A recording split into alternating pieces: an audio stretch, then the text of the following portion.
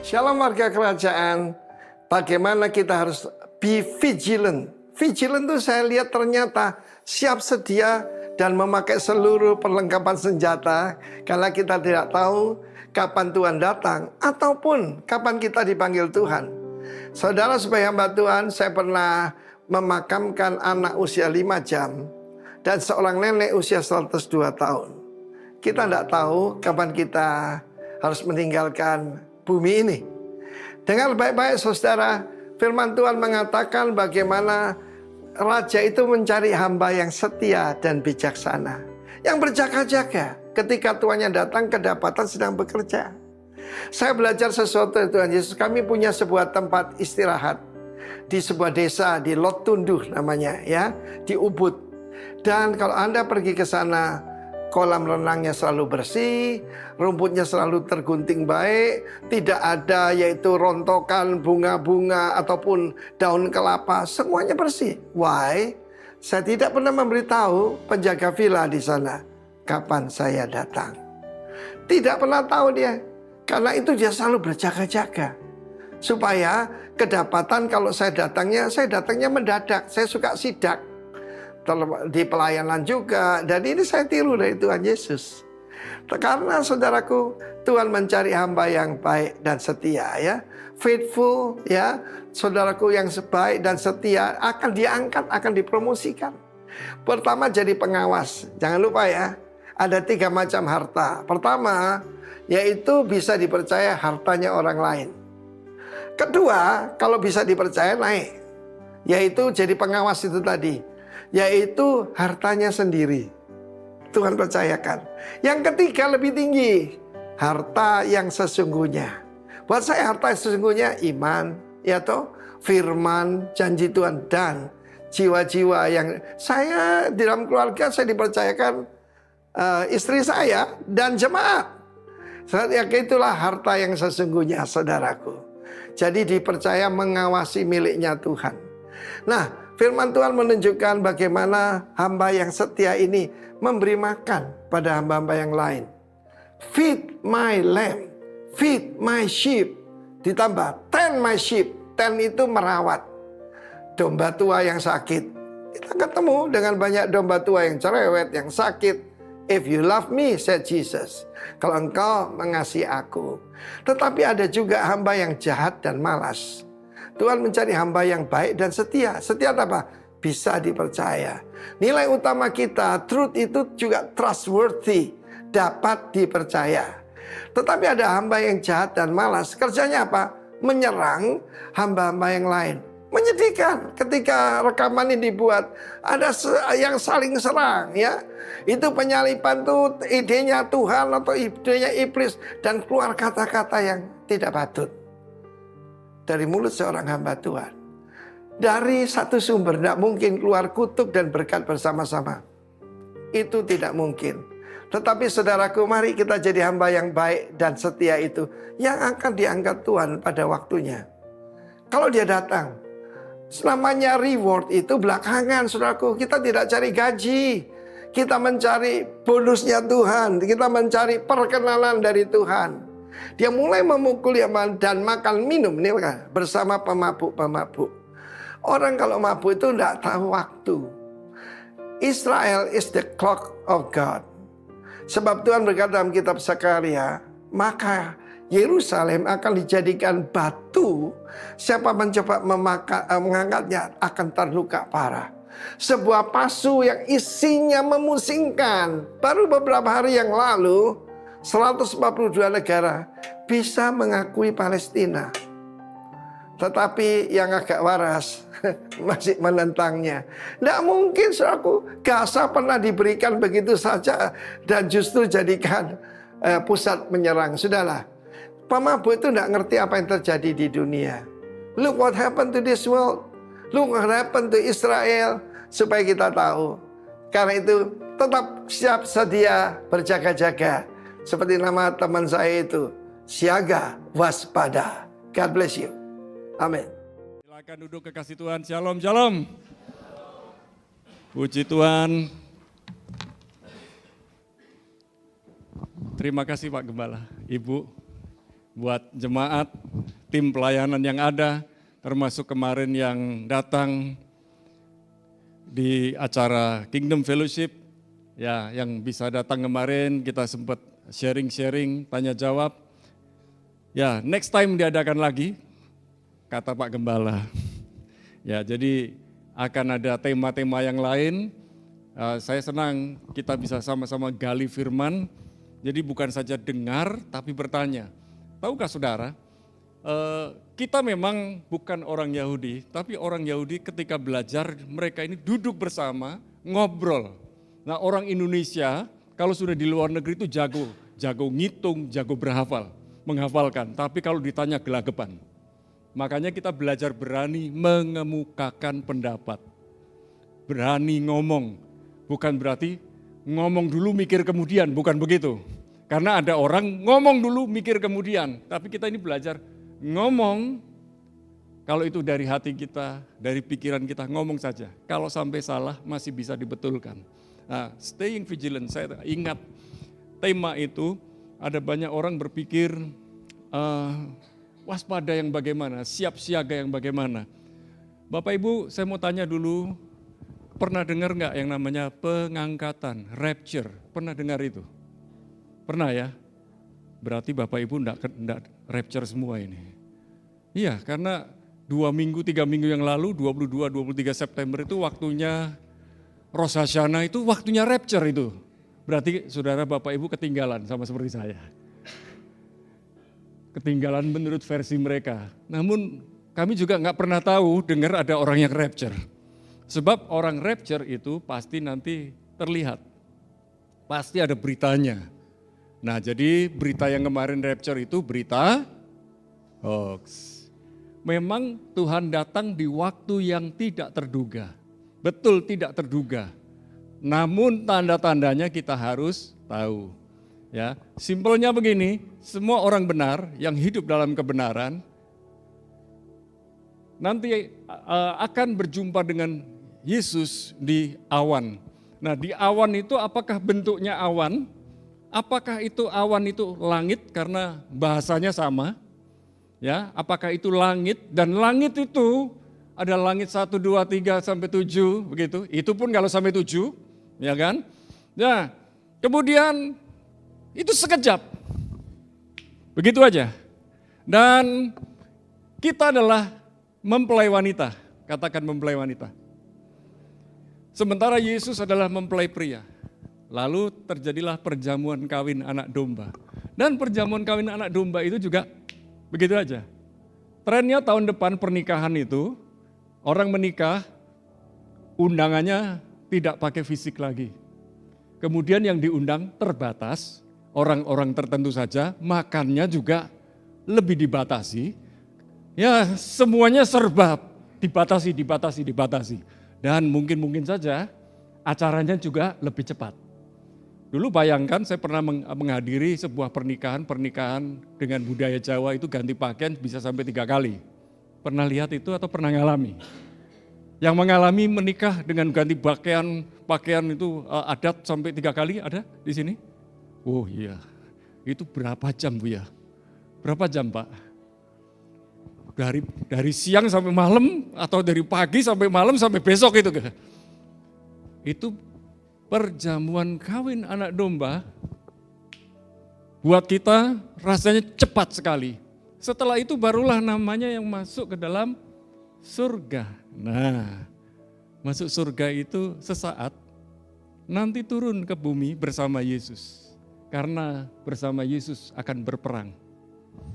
Yesus yang mimpin perang Harmagedon, lalu ada kerajaan 1000 tahun damai.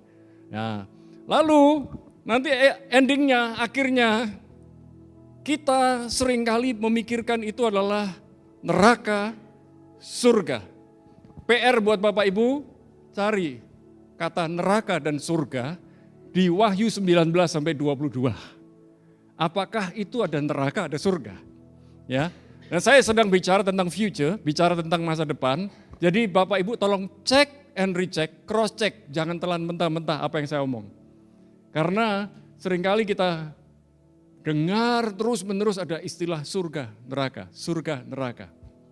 Di situ ada Yerusalem baru, ada bumi baru, ada langit baru, ada lautan api. Tapi tidak tercatat surga neraka. Nah, saya tidak sedang menggiring saudara untuk surga atau neraka. Saya hanya mau bilang begini, kita berbuat baik bukan supaya masuk surga. Halo? Ada banyak orang berpikir kalau dia berbuat baik supaya masuk surga. Ditanya, apa tujuan hidupmu? Mati masuk surga. Ya ampun. Kok hanya seperti itu? Tujuan hidup kita adalah segambar serupa dengan Kristus. Karakter kita makin mirip dengan Kristus. Dan bukan itu saja, karena kita segambar dengan Kristus, segambar serupa dengan Allah, maka setiap orang yang berjumpa dengan kita mengalami perjumpaan dengan Allah. Saudara enggak ngomong tentang Yesus, orang lihat saudara, mereka bisa bertobat. Halo? Nah, ini yang Tuhan mau. Makanya kita, karena sudah ada jaminan, surga itu pasti buat kita. Ya, dari perjamuan kawin anak domba, surga turun bersama Yesus di muka bumi. Ada nanti yang namanya kerajaan 1000 tahun damai. Itu pasti. Maka karena surga sudah sebuah kepastian, berbuat baik adalah gaya hidup. Berbuat kebenaran adalah gaya hidup. Nah, hari ini karena saudara sudah punya jaminan, saudara ini adalah warga kerajaan Allah. Warga kerajaan Allah itu sama dengan warga kerajaan surga.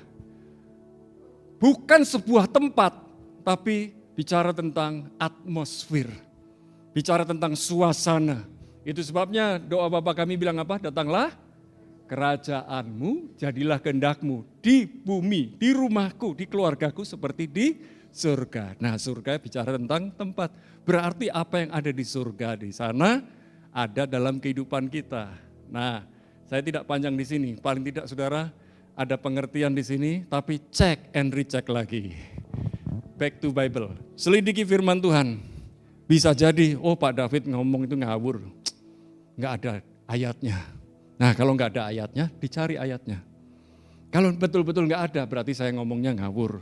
Tapi kalau setelah saudara cek, iya ya benar ya, ada ini, ada itu. Nah, itu barulah kita tahu.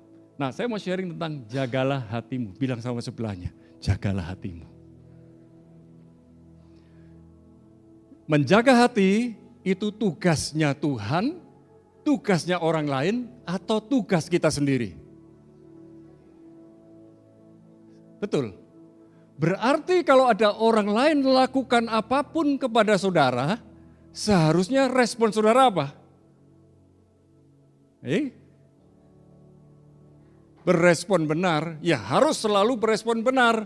Orang mau lakukan hal yang buruk, seburuk apapun kita yang berespon benar. Contoh, ada orang naik motor, naik mobil ngebut,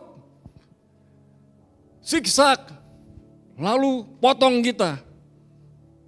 Kita kejar, atau kita cuma ngomong sama istri atau suami kita, paling kebelet itu, mau ke pom bensin itu. Oh, antar istri mau melahirkan. Wah, ya kan? Berpikir yang jernih. Karena kadang-kadang ada orang kesusu. Makanya kita jangan seperti itu, ugal-ugalan. Atau dulu memang pernah seperti itu. Ya, itu saya percaya saudara enggak pernah. Saya pernah berkali-kali. Karena pernah berkali-kali ngerti, orang namanya kesusu, kepepet, pengennya cepet. Ya. Nah, hari ini saya bersama dengan Bu Dian, istri saya. Kami menggembalakan Rock Jajak bagi yang belum pernah ketemu. Karena saya juga baru sekali di tempat ini. Kalau di tempat yang lain, Rock Malang yang lain pernah, gedung lama. Ya. Dan saya berharap gedung ini dari hari ke hari makin diperindah oleh Tuhan. Diperindah oleh Tuhan lewat saudara. Amin. Ya, toh?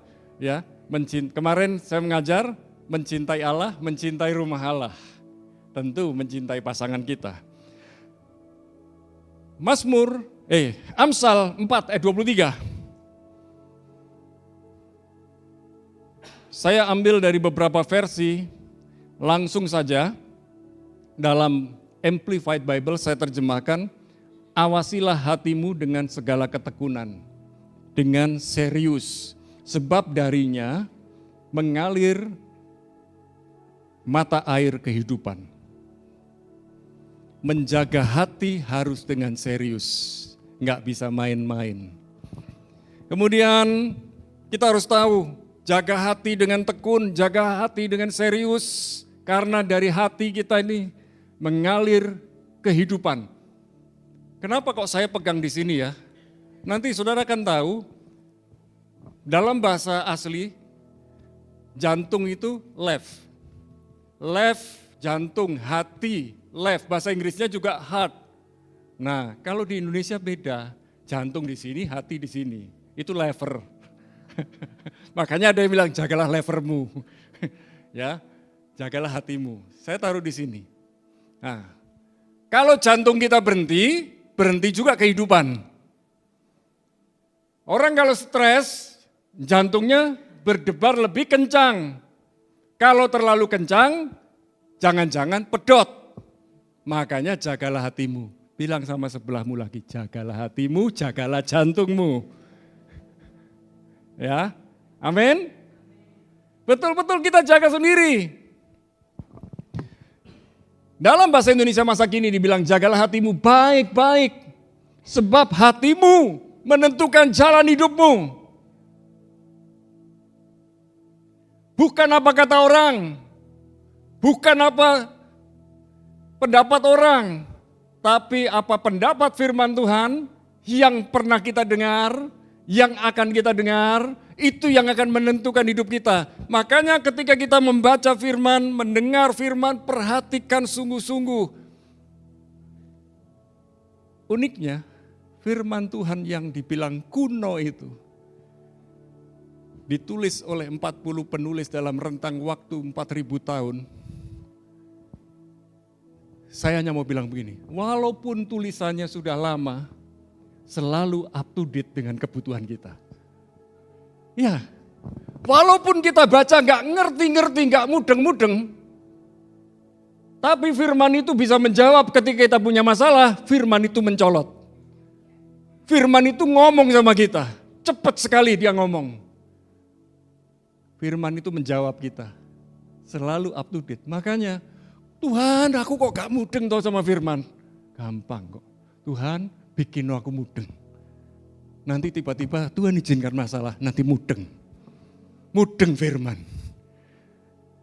Saudara baca, dengan lihat seperti ini, sambil mendengar, saudara lebih mudah mengerti. Baca sendiri gak ngerti-ngerti. Dibantu orang lain.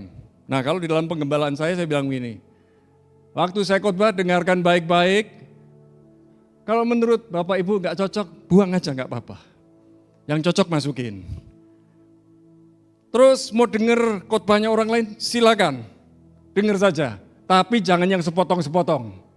Yang sepotong-sepotong itu digaduk-gaduk no ben.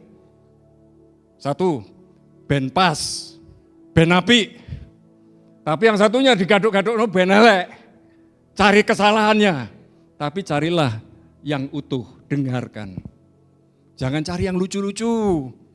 Kadang-kadang kita ini makin lama makin pinter ngedit, yang lucu dikumpulin. Pendeta itu khotbahnya lucu, padahal itu hanya ilustrasi-ilustrasi. Nah, saya mendorong jemaat yang saya gembalakan termasuk Bapak Ibu cek. Standarnya adalah firman, kembali kepada firman, back to Bible. Dalam terjemahan baru edisi 2, ini yang sering saya pakai hari-hari ini. Jagalah hatimu dengan segala kewaspadaan, karena dari sanalah terpancar kehidupan.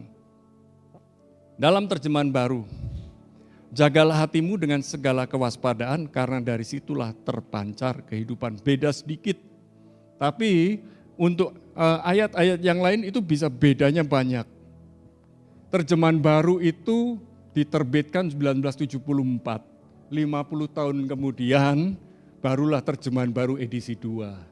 Kata khawatir sudah tidak bahasa baku. Bahasa baku sekarang adalah khawatir.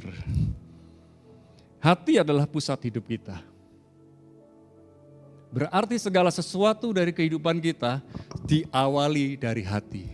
Ngamuk juga dari hati, mangkel dari hati, kepahitan dari hati, kecewa dari hati, semua dari hati, sukacita juga dari hati. Makanya kalau saudara hanya lihat yang ada di Kompas TV namanya apa? Suci. Ya. Komika-komika itu bisa bikin kita ketawa. Kalau zaman dulu, zaman saya masih kecil ada grup lawak namanya Sri Mulat. Sampai-sampai kalau kita nonton dia akhirnya perut saya jadi Sri Mules. Dari Sri Mulat jadi Sri Mules. Karena ketawa, tapi orang sedih tetap sedih. Bedanya kalau firman Tuhan yang masuk dalam hati kita menjawab kebutuhan kita, walaupun kita sedih, kita menjadi orang yang kuat. Ya, hari ini saya harus beritakan kabar duka cita. Indonesia gagal masuk Piala Dunia 2026. Masih ada peluang tahun 2030. Ya, jadi yang nonton tadi gemes-gemes tapi ya sudahlah. Ya. Semua harus berprogres, tidak bisa cepat begitu saja. Namanya permainan sepak bola itu butuh 11 orang yang kompak. Walaupun pemainnya bagus-bagus, kalau enggak kompak, enggak pernah latihan bareng, ya susah.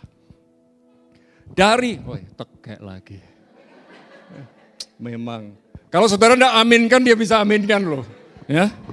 Dari hatilah keluar keputusan, perkataan, dan tindakan kita. Dari hati. Dari hati. Ya, ada pilihan, keputusan, ada perkataan, ada tindakan kita. Dari tindakan akhirnya menjadi kebiasaan, dari kebiasaan menjadi gaya hidup, dari gaya hidup akhirnya menjadi budaya. Apa itu budaya? Melakukan sesuatu tanpa perlu memikirkan lagi. Bangun tidurku terus. Emang benar? Kan tidak lupa. Saya mau tanya sekarang. Siapa yang bangun tidur kemudian segera menggosok gigi? Ada? Oh, enggak ada. Saya harus kasih pertanyaan yang lebih tepat lagi. Di antara Bapak Ibu, makan dulu baru gosok gigi atau gosok gigi baru makan? Yang gosok gigi baru makan.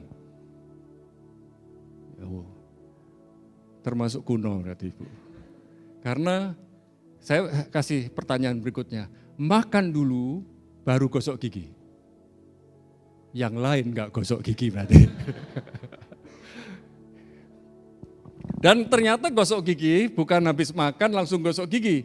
Perlu waktu 15 menit supaya mulut yang asam ini keasamannya berkurang. Sebab begitu kita makan langsung gosok gigi, rusak gigi kita. Ya, perhatikan itu baik-baik. Kata Pak Dokter begitu. Enggak percaya, tanya pada Pak Dokter. Apa yang terjadi dalam hati kita menentukan masa depan kita. Kalau hati kita isinya berkecamuk terus, walaupun kita serba ada, mobil ada, rumah ada, istri ada, suami ada, anak ada, mertua ada, menantu ada, semua serba ada. Tapi kalau hati kita tidak tenang, masa depan kita pun tidak tenang. Karena itu firman Tuhan memerintahkan, jagalah hatimu lebih dari apapun. Bapak Ibu dikasih Tuhan, adakah benteng di Kota Malang? Benteng kerajaan ada enggak di Kota Malang? Oke, saya mau tanya, siapa yang pernah ke Solo atau Jogja selain saya? Di Solo atau Jogja pernah lihat benteng enggak? Pernah ya? Menjaga hati itu seperti sebuah benteng. Di mana benteng itu ada penjaganya yang menjaga 24 jam bergantian terus menerus. Sebab di luar benteng itu disebut luar kota. Pada zaman Alkitab ditulis di luar benteng itu luar kota. Di dalam benteng dalam kota. Artinya begini, yang menjaga punya pilihan dan keputusan mencegah yang dari luar kota masuk ke dalam kota. Itulah yang namanya menjaga hati. Berarti hati kita ini filter. Menyaring apa yang keluar dari luar masuk ke dalam hidup kita. Yang tidak perlu kita masukkan dalam hidup kita, buang. Difilter, dibuang segera. Bisa mulai bayangkan Bapak Ibu? Sekarang pertanyaannya, artinya sekarang Bapak Ibu di dalam benteng atau di luar benteng? Halo? Di dalam atau di luar benteng? Kalau kita ini menjaga hati kita. Di dalam. Itu sebabnya hari ini kita harus putuskan, saya tidak gampang-gampang memasukkan hal-hal yang tidak jelas dalam hati saya, dalam hidup saya. Karena kalau yang tidak jelas kita masukkan, yang keluar nanti juga nggak jelas. Saring, filter baik-baik. Nah, hati sama dengan pusat pikiran, emosi, kehendak, dan kesadaran moral. Jadi, kalau kita ini menjaga hati, itu artinya kita waras. Halo, ngerti waras? Waras. Jadi menjaga hati itu bukan kerjaannya orang yang gak waras. Orang waras itu jaga hatinya. Tapi bukan bagian kita jaga hatinya orang. Kalau kita jaga hatinya orang, jadi gak waras kita nanti. Karena tiap orang itu punya keunikannya masing-masing. Bapak Ibu yang pernah dengerin curhatnya orang. Dia habis curhat, enak, plong. Sementara kita yang dengar curhat, kalau dieling-eling, dipikir, lama-lama satu orang satu masalah. Ya kalau satu masalah, kalau dia bawa 2 masalah, bawa 3 masalah, seminggu ketemu 7 orang, 7 masalah. Hati kita akhirnya dipenuhi dengan sampahnya orang. Itu sebabnya kita dengar, kita saring, kita kasih solusi, karena mereka butuh jawaban, solusi.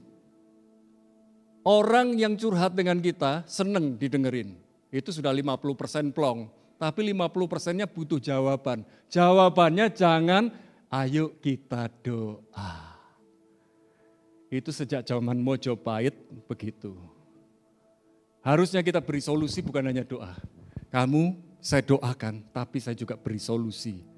Solusi dari apa? Dari firman Tuhan.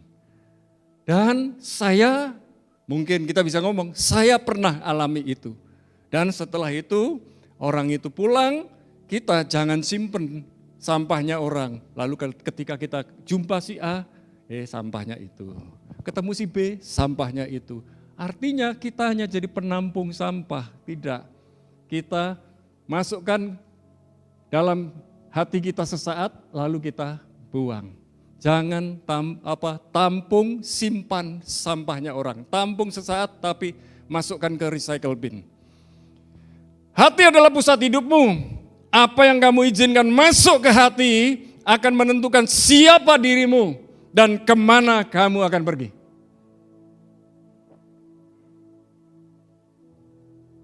Jadi itu tanggung jawab kita, jaga hati tanggung jawab kita. Kalau kita bilang tidak, maka kita nggak akan masukkan itu ke dalam hati kita. Tapi kalau kita masukkan ke dalam hati kita, berarti kita harus olah. Dan bisa saja setelah kita olah, kita buang. Atau kita olah, kita simpan. Ada hal-hal yang masuk telinga kiri, keluar telinga kiri. Jangan masuk telinga kiri, keluar telinga kanan. Ada hal-hal yang sudah kita dengar, sudah tahu saudara.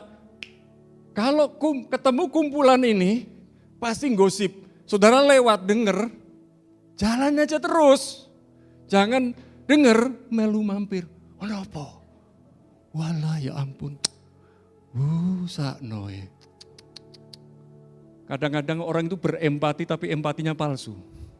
Empati itu apa? Meletakkan kaki kita di sepatunya orang lain. Kita memakai bajunya. Kita merasakan penderitaannya. Itu empati. Kalau simpati itu ya turut mengerti, turut peduli. Tapi ya simpati itu seperti jas abang-abangi lambe. Ya. Oh, aku turut berduka. Tapi dalam hati tidak ada rasa duka. Tapi kalau berempati, merasakan apa yang bisa aku bantu. Aku ngerti perjuanganmu. Nah, itu empati. Orang lebih butuh empati daripada simpati. Hal yang pertama, jagalah hatimu dengan serius. Bilang sama sebelahmu, jagalah hatimu dengan serius. Abaikan tulisan yang paling di atas itu huruf Ibrani, hanya untuk memastikan saya ambil dari ayat yang benar. Terjemahnya aja langsung ya, lebih dari segala penjagaan. Peliharalah, jagalah dengan waspada. Di situ saya kasih kurung aktif.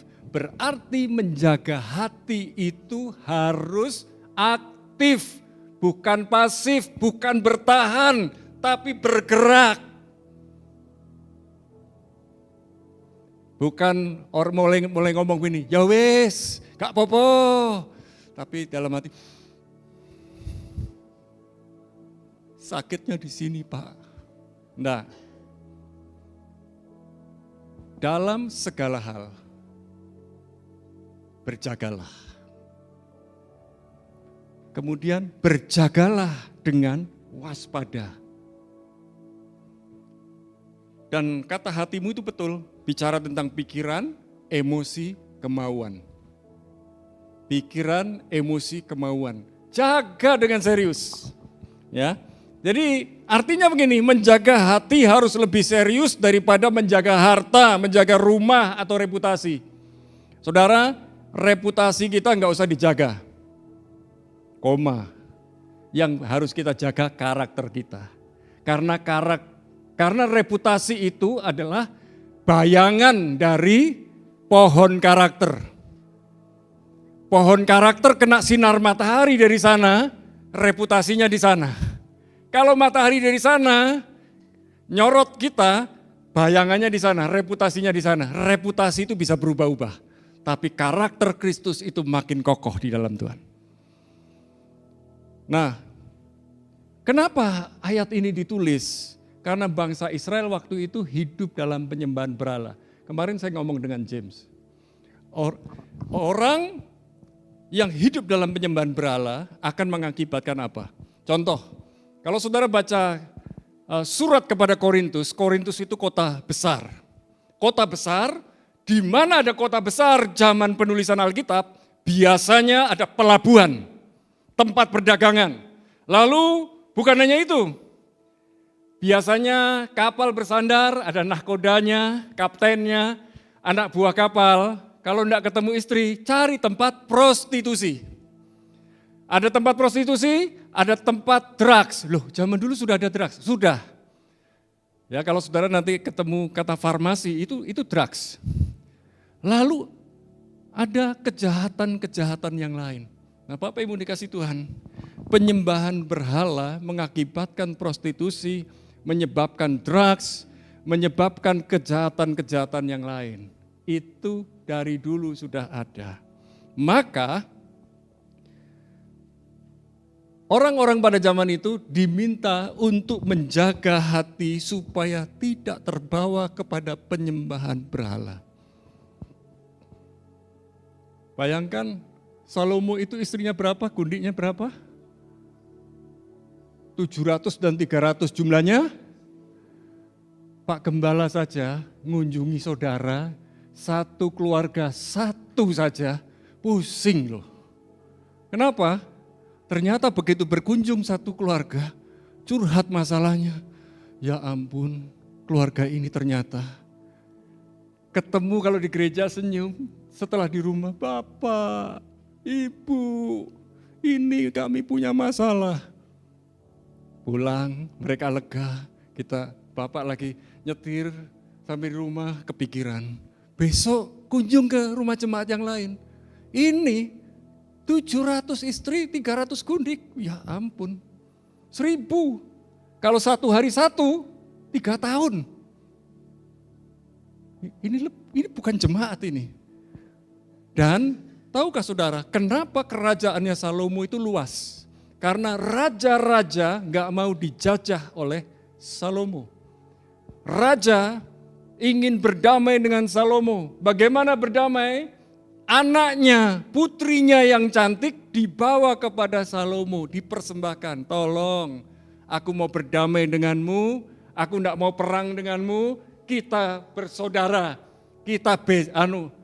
ini aku jadi mertuamu, ini anakku, ambillah jadi istri atau gundikmu. Dan mereka bukan orang Yahudi, mereka penyembah-penyembah berhala. Di akhir hidup Salomo hatinya lebih condong kepada berhala-berhala istri-istrinya. Ternyata hikmat saja tidak cukup. Hikmat tanpa takut akan Tuhan, porak-poranda.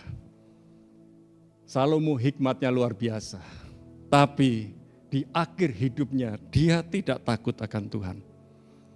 Ya, entah ketika dia mau dipanggil Tuhan, tiba-tiba dia ingat Tuhan lagi, ya itu lain cerita. Tapi dia sudah sampai menulis, sampai di satu titik, semuanya sia-sia. Di dalam pengkhotbah dia nulis semuanya sia-sia. Lah kok semuanya sia-sia? Karena memang betul, waktu pulang kita enggak bawa apa-apa. Nah, bagaimana kita menerapkan di masa kini? Jaga input, saring apa yang masuk ke pikiran kita. Apa yang kita tonton, pergaulan kita, media.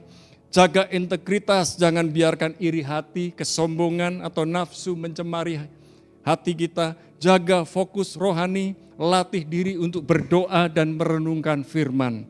Kita tahu sebuah lagu, ku renungkan firman-Mu siang dan malam, ku pegang perintah-Mu dan ku lakukan. Engkau tahu, ya Tuhan, tujuan hidupku hanyalah untuk menyenangkan hati-Mu. Amin. Matius 5 ayat 8 berkata, berbahagialah Makariso, diberkatilah dan berbahagialah orang yang suci hatinya karena mereka akan melihat Allah. Charles Spurgeon bilang begini, menjaga hati bukanlah pilihan, tetapi perintah. Makanya bilang sama diri kita sekarang, jaga hati. Ngomong sama diri sekarang, jaga hati. Hati yang dijaga dengan sungguh-sungguh akan membawa hidup yang bersih dan berkenan kepada Allah. Apa yang perlu kita lakukan sekarang? Apa yang paling banyak memenuhi hati saya minggu ini? Apakah itu semakin membuat saya dekat kepada Allah atau menjauhkan saya dari Allah? Yang kedua, hatimu adalah sumber kehidupanmu. Amsal 4 ayat 23, karena dari sanalah terpancar kehidupan. Totseot Hayim, ada aliran hidup. Pernahkah Bapak Ibu pergi ke pegunungan lalu melihat ada sungai, ada air yang mengalir? Pernah?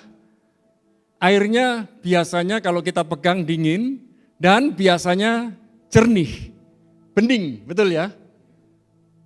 Kalau dari atas itu biasanya bening, tapi kalau makin ke bawah makin budek.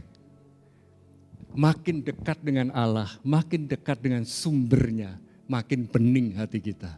Tapi kalau kita makin mendekat kepada masalah, akhirnya masalah itu bisa memengaruhi kita. Itu sebabnya ada air tawar, ada air laut. Lalu di antara tawar dan laut ada air payau. Jangan pernah hati kita itu seperti air payau. Kalau asin-asin sekalian, kalau tawar-tawar sekalian. Halo? Ya. Kalau jenis kita asin, berarti kita ini punya fungsi menggarami. Kalau hati kita tawar, tawar itu bukan berarti tawar adem, dingin, nggak punya empati, nggak punya emosi. Bukan, berarti hati kita ini bisa menyaring. Hati ini macam-macam saudara. Hati yang penuh kasih, melihat orang lain timbul kasih, timbul belas kasihan. Dan selalu Yesus waktu melakukan mujizat, penuh kasih, penuh belas kasihan, terjadi mujizat. Lakukan mujizat. Saya percaya kita bukan hanya menikmati mujizat, tetapi menjadi pelaku mujizat. Bagaimana? Miliki kasih Kristus, miliki belas kasih Kristus, maka mujizat terjadi dalam hidup kita.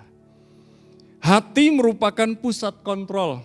Dari hati ini keluar semua sikap, perkataan, dan arah hidup kita. Saudara, waktu Tuhan beri saya kesempatan ke sebuah kota namanya Kota Daud, Ir David.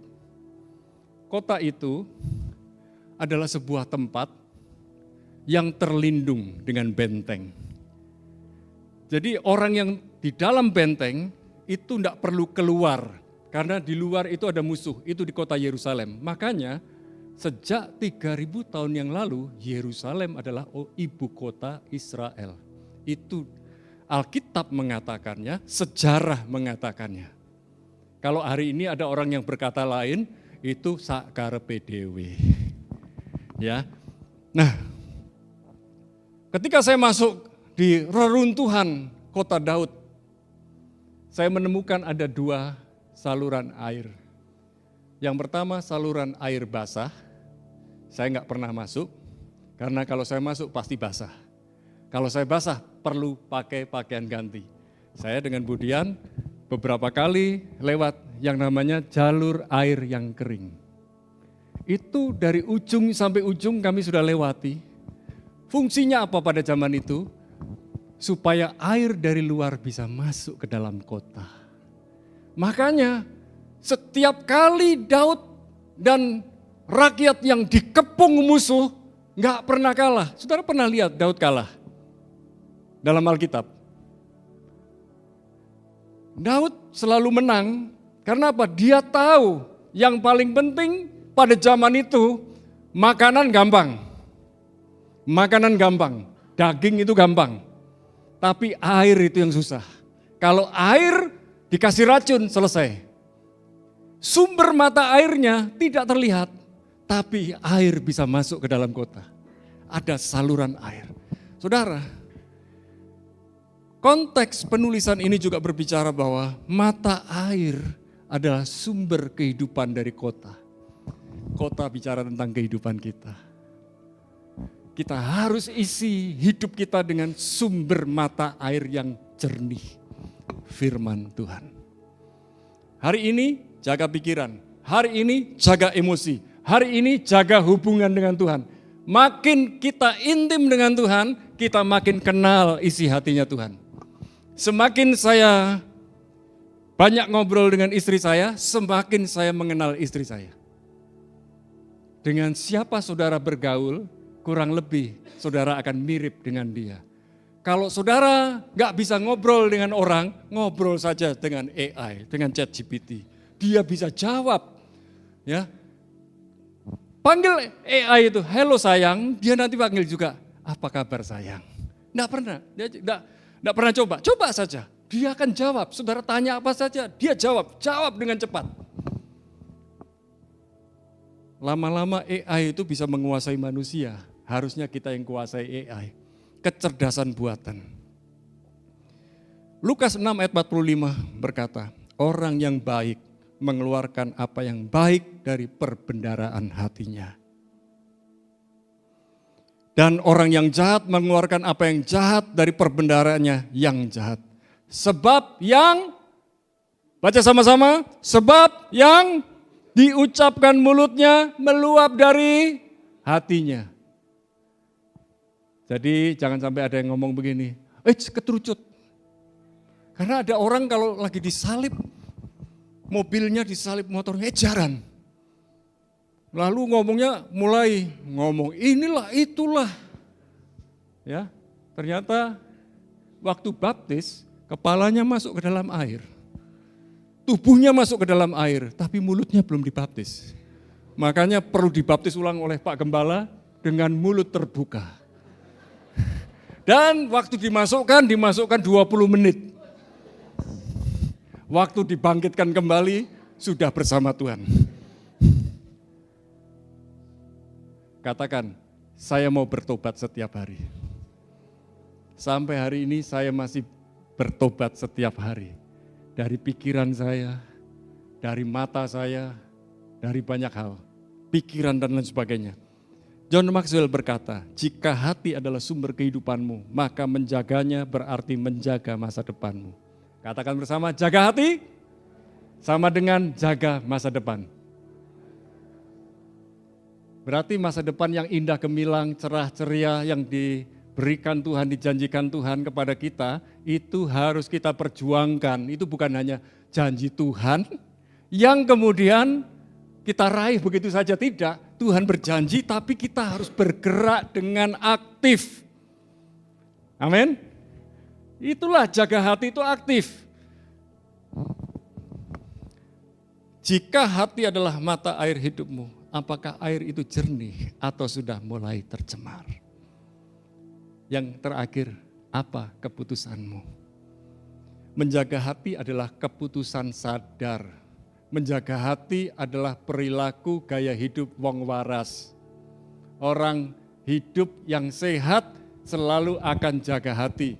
Hari ini problem dunia bukan hal-hal yang macam-macam, bukan sakit penyakit yang macam-macam, tapi bicara tentang kesehatan mental. Kesehatan mental, betul. Katakan kesehatan mental. Ada orang kelihatannya seger, dicek jantungnya bagus, di EKG bagus, tapi ternyata mentalnya porak-poranda. Kemarin saya bilang begini, orang yang berpikir kalau saya menikah saya akan bahagia, saya jamin dia tidak akan bahagia. Kenapa? Karena dia sedang melarikan diri dari sebuah keluarga di mana orang tuanya hubungannya hancur. Perceraiankah, gambar diri yang rusak, kalau belum selesai dengan masa lalu, maka kita tidak bisa hidup di hari ini. Sebab kita hidup di hari ini tapi selalu masa lalu yang ada di diri kita. Apalagi masa depan tidak mungkin. Kita hanya menjadi zombie, mayat hidup hari ini, hidup di masa lalu di tubuh yang masa kini. Ada lagi yang ngomong begini, aku ini perempuan loh, yang terjebak di tubuh laki-laki. Pernah dengar begitu? Pernah jumpa? Saya pernah jumpa, badannya gede, kekar, bandeng. Tapi begitu ngomong, Pak.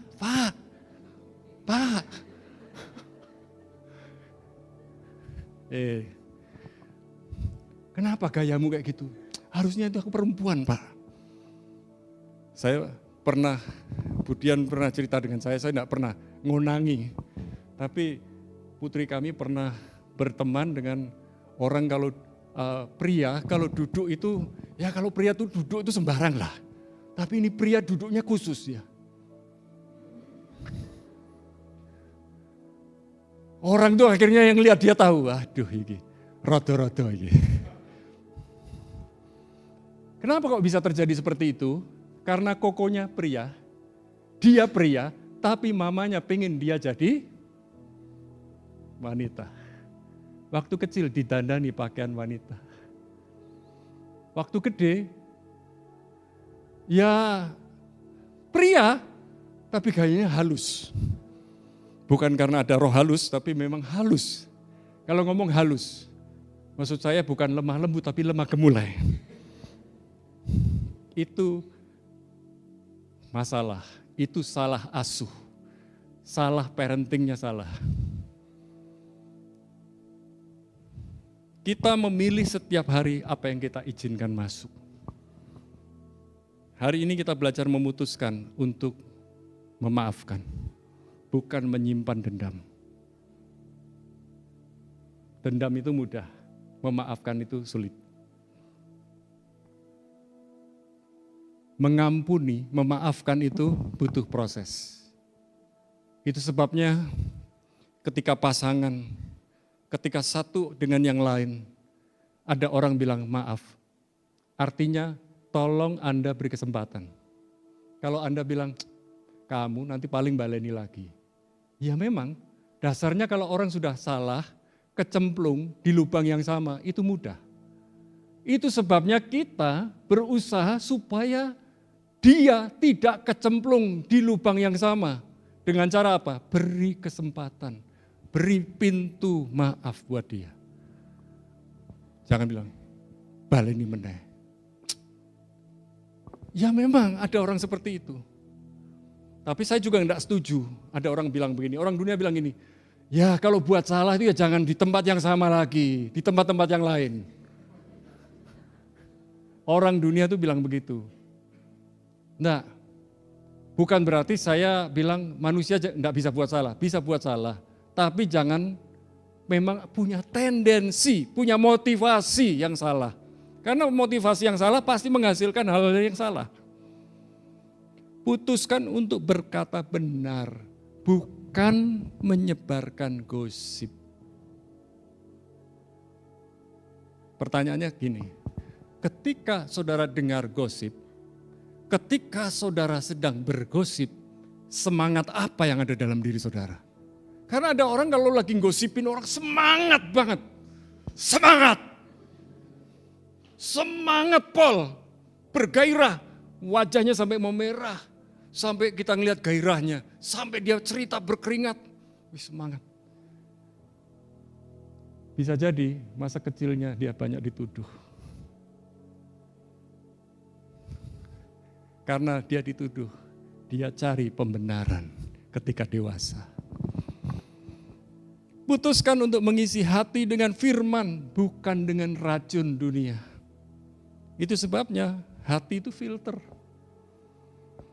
Ulangan 30 ayat 19, ku perhadapkan kepadamu kehidupan dan kematian, berkat dan kutuk. Selalu akan ada. Pilihlah kehidupan supaya kamu hidup. Katakan, pilihlah kehidupan. Craig Rochelle berkata, kualitas hidupmu hari ini adalah hasil keputusan hatimu kemarin. Saya tambahkan, hidup saya hari ini adalah kumpulan pilihan dan keputusan saya setiap hari. Kehidupan masa depan saya ditentukan apa yang saya kerjakan hari ini. Saya ambil keputusan, setiap kali ada tugas saya akan segera kerjakan. Karena saya sudah berulang kali menunda pekerjaan dan akhirnya kewalahan. Menjelang deadline, saya baru mau buat, tiba-tiba ada orang meninggal. Orang meninggal gak mungkin, meninggal, tunggu ya. Tunggu, aku tak kerjain tugasku dulu. Nanti kalau sudah selesai aku kembali lagi. Gak mungkin. Karena ada waktu-waktu yang tidak terduga yang membuat kita bisa menyesal. Jadi hari ini yang sedang kuliah, yang sedang sekolah, kalau tahu ada tugas cepat lakukan, selesaikan. Jangan tunda-tunda, masih ada deadline. Nanti kalau sudah waktunya lapor pajak, nanti bulan Maret. Nanti kalau sudah dekat-dekat waktu, pusing. Kalau bisa hari ini, kerjakan hari ini. Apa yang bisa kita lakukan sebagai refleksi hari ini? Keputusan apa yang harus saya ambil hari ini untuk melindungi hati saya dari racun dunia?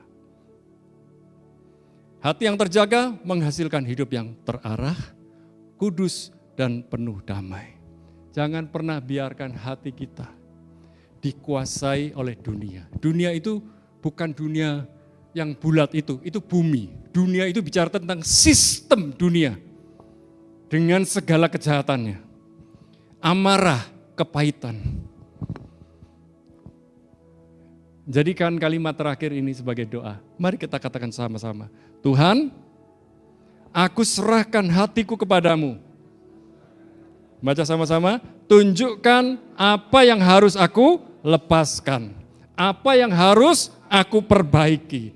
Dan bagaimana aku harus hidup menjaga hatiku setiap hari. Yang setuju katakan, amin. Kita berdoa.